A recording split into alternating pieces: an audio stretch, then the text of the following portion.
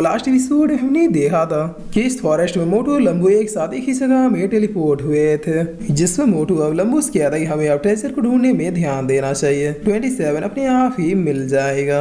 वैसे भी वो छिपने के मामले में बहुत ही ज्यादा एक्सपर्ट है। और ना कहते मोटू अब किसी तरह इशारा करते हुए कहता है कि देखो वो तो एक पर्पल फ्लावर है। तब लंबू भी अब इस फ्लावर की ओर देखते हुए कहता है क्या बात है मोटू, हमारी तो स्टार्टिंग इतनी रेयर चीज से हुई है। चलो अब बगैर से देर के इन सबको लपेटना शुरू करो। जिसमें मोटू अब इसी फ्लावर के आसपास और भी कई सारे मेडिसिन बनाने वाले हर्ब्स को देखता है, जिसे देखते ही इन सारे हर्ब्स को कलेक्ट करना शुरू कर देता है। तब लंबू कहता है क्या ही किस्मत है, इतने सारे रेड हेजेस को ले जाने बाद तो फ्यूगा खिलाने वाले ऐसे ही हार जाएंगे। फिर मैडम ब्लूमिंग हमारी कितनी ज्यादा तारीफ करेंगे।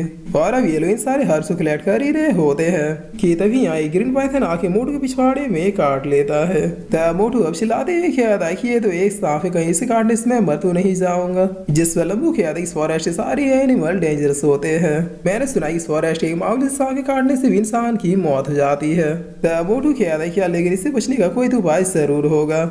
जिस पर लंबू कहता है सांप के जहर से बचने के बस दो ही उपाय है, या तो एंटीडोट ले लो या फिर सांप नीचे से काटा है उसी को काट के अलग कर दो। तब मोटू बहुत ही फनी तरीके से पैनिक होते हुए कहता है ठीक है फिर जल्दी करो, तुम ऐसे खड़े क्यों हो। जिस पर लंबू कहता है कि बकवास बंद करो, मैं यहाँ एंटीडोट लेके नहीं आया। तब मोटू कहता है कि अरे नहीं मैं एंटीडोट की नहीं, वो काट के अलग करने वाला बात कह रहा था। जिसे सुना अब लंबू के मुंह से 100 के मारे कुछ बोला भी नहीं जाता। तब ये लोग ये सारी बातें कर ही रहे होते तभी यहाँ पे एक टाइगर बीस्ट भी आ जाता है, जिसे देखते मोटू और लंबू अब चिल्लाते हुए यहाँ से भागने लगते हैं। पर अब सीन चेंज होता रहता मशहूरा को देखते जो कि थोड़ी दूर में टेलीपोर्ट हुआ था। ये अब यहाँ आसपास देखते हुए क्या था कि वो तो यही वो फॉरेस्ट जहाँ पे रेड ट्रेजर छुपे हुए हैं। मैंने लाइब्रेरी में पढ़ा कि इसे फॉरेस्ट ऑफ सीक्रेट रिलम भी कहते हैं, क्योंकि बहुत से पावरफुल लेजेंड्स ने मिलकर इस प्लेस को क्रिएट किया था। इसका बाद में जनरेशन टू जनरेशन कई मास्टर के बीच फाइट हुए और इसी वजह से उनके रेड ट्रेजर्स यहीं पे दफन हो गए। तब अब ये सब सोच रहा होता है तभी से कोई पावरफुल और फील होता है, जिसके बारे में सोचते हुए सूरा किया था कि ये तो कोई पावरफुल बीस्ट लग रहा है, जरूरी आसपास ही कहीं किसी रेयर हर्ब को प्रोटेक्ट कर रहा होगा। जिस तरह सीन चेंज होता है हमें 43 सेट का सीन दिखाया जाता है, जहाँ मैडम यून बहुत ही ज्यादा बोर होते हुए कह रही कि क्या ही लाइफ हो गई है। ना लूमिंग ना 27 कोई भी यहाँ मुझे कंपनी देने के लिए नहीं है। कभी सोचा नहीं था कि मैं उन लोगों को इतना मिस करूंगी। तब यहाँ भी स्पैरो आते हुए कह रही डोंट वरी मैं तो यहाँ हूँ ना। जिस पर इस बर्ड को देखते हुए मैडम यून कह रही कि ये तो 27 का बर्ड है। तब देखिए मैडम यून अब इसे लेके बाहर घूमने के लिए चली आती है। जिस पर स्पैरो अब गाते हुए मैडम यून के मन की बातों को कहने लगता है कि पता नहीं वो मिस्टीरियस पर्सन कहाँ है, काश एक बार अगर मिल जाए तो मैं उससे आज ही शादी कर लेती। तब ये सुन के आसपास खड़े डिसाबल बातें करते हुए ख्याल है कि ये बड़ा आखिर मैडम यून को क्या बोल रहा है। आखिर मैडम यून किस मिस्टीरियस पर्सन से शादी करना चाहती है। जिस पर मैडम यून बहुत ही ज्यादा गुस्से में इस बर्ड के ऊपर छिड़ते हुए ख्याल है चुप हो जाओ वरना मैं तुम्हारा तंदूरी कबाब बना दूंगी। तब ये बड़ी यहाँ से भागते हुए ख्याल है अरे अम्मा माफ कर दो, गलती से मुंह से निकल गया। जिस पर मैडम यून ख्याल देखिए एक बार हाथ तो आ जाओ, मैं तुम्हें माफ नहीं बल्कि साफ कर दूंगी। और अब सीन चेंज होता है, इधर वापस से हम फॉरेस्ट का सीन देखते हैं, जहाँ फ्यूआक्लैंड का डिसाइबल मापू एक ट्रेजर को ढूंढ के बहुत ही ज्यादा शो ऑफ कर रहा था। तब इस ट्रेजर को देखते हुए सारे डिसाइबल मापू की बहुत ही ज्यादा तारीफ करते हुए कहते हैं कि वाकई में सीने ब्रदर कितने ज्यादा स्मार्ट है जिन्होंने इतनी जल्दी इतने रेड ट्रेजर को ढूंढ निकाला। जिसमें तभी पीछे 47 से दो डिसाइबल किया था कि लोमड़ी की औलाद झूठ बोलना बंद करो, उस ट्रेजर को पहले हमने फाइंड किया था और तुमने हमसे छीन लिया, कसम से अगले जन्म इसके माँ बाप से रूट डकैत खानदान के होंगे। तब मापू अब हंसते हुए किया था कि 43 सेड वाले तुम लोग भला यहाँ पे कब आए, वेल से आई गए हो तो फिर मैं तुम लोगों की थोड़ी खातिरदारी कर देता हूँ। मेरी एल्डर सिस्टर मिसियोनो ने भी तुम लोगों की अच्छी खातिरदारी करने के लिए कहा है। जिस पर अभी लोग की बातें सुनिए 43 सेड वाले बहुत ही डरते हुए किया था कि आगे मत हम लोग सिर्फ 2 है, तुम लोग पूरी टीम। तब माफू अपने स्लेब्स को समेटते हुए किया था कि अरे डरो मत, हम लोग सिर्फ तुम लोगों से खेलना चाहते हैं। और ना क्या फीवा सेट वाले अब इन दोनों के ऊपर टूट के बहुत ही रगड़ के पीटते हैं, जिसके थोड़ी देर बाद ये लोग रेस्ट करते हुए किया था कि थक गए, बड़े दिनों बाद किसी की इतनी अच्छे से धुलाई की है। तब इनके क्लैन का एक डिसाइबल पूछता है सीनियर ब्रदर आखिर अब हम लोग क्या करने वाले हैं। जिसमें माफू किया था कि हमारी फर्स्ट प्रायोरिटी सबसे ज्यादा ट्रेजर्स को ढूंढना है, क्योंकि मैं सिस्टर योनो किसी भी कीमत में ये बैट हारने नहीं दे सकता।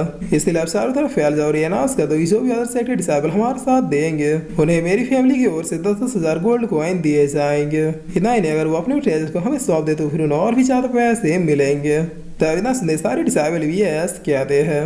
जिस वजह से अब मसूरा को देते हैं जो कि विष्णु मारते हुए ट्रेजर्स को ढूंढ रहा था। यहाँ ये अब सामने की ओर देखते ही ख्याल आया कि अरे वो तो ब्लैक ग्रास है, एक लो लेवल के इम्यूनिटी बूस्टर इंग्रेडिएंट। ये हर भले अभी अपने लो लेवल में, लेकिन कॉस्मोस की हेल्प से मैं इसे इसके हाईएस्ट फॉर्म में पहुंचा दूंगा। और इतना कहेंगे अजूरा इस ब्लैक ग्रास को खाना शुरू कर देता है। तब कॉस्मोस ऑटोमेटिक ही अवेयर होकर अजूरा से पूछती है कि ये हर अभी अपने वीकेस्ट फॉर्म में, क्या अजूरा इसे इसके हाईएस्ट फॉर्म में पहुंचाना चाहता है। जिस अजूरा ख्याल आई बिल्कुल ये अभी करो। तब अजूरा की ख्याल कॉस्मोस इस ग्रास को इसके अगले फॉर्म में ट्रांसफॉर्म कर देती है, जिसकी वजह से एक लो लेवल के हर्ब से एक हाई ग्रेड का हर्ब बन जाता है। तब अजूरा इस ग्रास को देख रहा होता है तभी यहाँ पे 9 स्वॉर्ड सेट के 2 डिसाइपल आ जाते हैं, जिसमें से लड़का अजूरा से कहता है बच्चे पहले ये फ्लावर हमने देखा है इसलिए ये फ्लावर मुझे दे दो। जिस पर अजूरा स्माइल करते हुए कहता है सीरियसली क्या वाकई में। तब ये लड़का कहता है बच्चे तुम हंस रहे हो, क्या तुम जानते नहीं कि मैं 9 स्वॉर्ड सेट का महा डिसाइपल पोलो हूँ, चुपचाप उस फूल को वहीं पे रख दो, मैं ये मैटर भूल जाऊंगा वरना।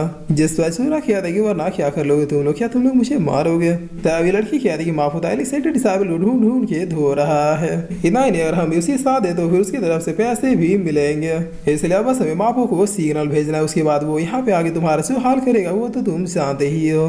जिस वजह यहाँ से जाते हुए कहता है ठीक है फिर भेज दो सिग्नल, मैं यहाँ से जा रहा हूँ। तब अपोलो कहता है बच्चे रुक जा, तुम उस ब्लैक फ्लावर को लेके ऐसे यहाँ से नहीं निकल सकते। जिस पर ये लड़की कहती है भेज दो सिग्नल, ये ऐसे नहीं मानेगा। दाविदा कहती ये लोग आसमान की ओर इस सिग्नल को भेज देते हैं। जिस पर अभी सिग्नल के फटते आसमान और डिसाइबल आसमान की ओर देखती है कहती देखिए ये तो 9 स्वॉर्ड सेट का सिग्नल है, लगता है उनके हाथ एलिक्साइटेड डिसाइबल लगे इसलिए जल्दी चलो वरना वो चूजे बची भागने की कोशिश करेंगे। इधर अजूरासी ये लड़की कह रही होती है सोच लो अभी तुम्हारे पास मौका है, वो ब्लैक फ्लावर तुम हमें दे दो और फिर तुम चुपचाप यहाँ से निकल सकते हो, वरना अगर फिगा साइड वाले आ गए तो फिर तुम्हें भागने का भी मौका नहीं मिलेगा। तब इनकी कहते इनके पीछे एक बहुत ही गुस्से बीस्ट आ जाता है, जिसे देखकर अजूरा कहता है कि उन लोगों के बारे में सोचना छोड़ो और पहले अपने बारे में देखो, कहीं मेरे भागने के बजाय तुम लोग भागना ना पड़ जाए। तब इसने फूल बहुत ही हंसते हुए कहता है देखो बच्चा डर गया और ये अब हमें डराने की कोशिश कर रहा है। जिस पर अजूरा कहता है ठीक है मत मानो मेरी बात, अगले 3 सेकंड में जो होगा उसके लिए मुझे मत कोसना। तब अजूरा की कहता है ये बीशा बहुत ही फास्टली आगे पीछे से पोलो को ठोक देता है। जिस पर ये लड़की कहती है सीनियर ब्रदर क्या हुआ, आप वहाँ उड़ के कैसे गए। तब ये बीस्टी से भी आके हेड शॉट दे देता है, जिसकी वजह से ये दोनों ही अब दूर जाए गिरते हैं और बेहोश हो जाते हैं। तब अजूरा कहता है मैं कितना अच्छा पर्सन हूँ, लोगों को बचाने की कोशिश करता हूँ, मगर पता नहीं क्यों लोगों में एक अलग ही चुल होती है।